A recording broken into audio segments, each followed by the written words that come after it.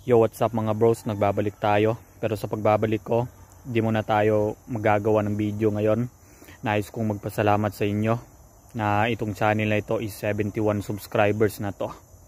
So nagpapasalamat ako sa mga taong nag-subscribe at sa mga taong nag-view din, sa mga taong nag-like sa video ko o naka-appreciate sa mga video ko.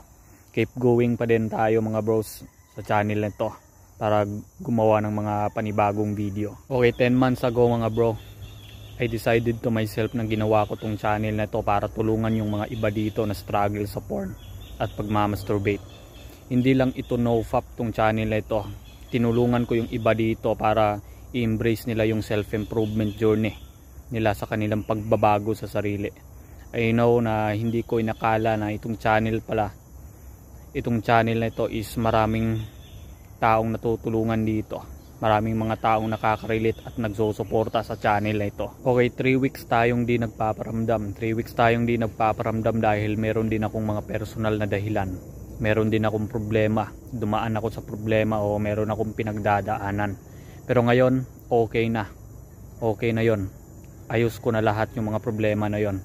Pero I hope na makakabalik pa tayo at mag-upload tayo muli ng mga panibagong topic tungkol sa self-improvement o related sa self-improvement o no-fap mga bro.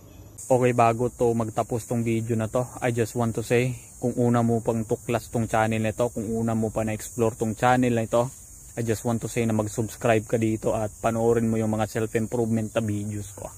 Kung ikaw ay nagse-self-improvement at nagno-no-fap, marami akong mga videos dito sa channel na ito. So, yan na muna sa ngayon. I hope na meron pa tayong bagong upload siguro mga next week. So, salamat sa inyong pakinig at panood sa dito sa video na to. Bye.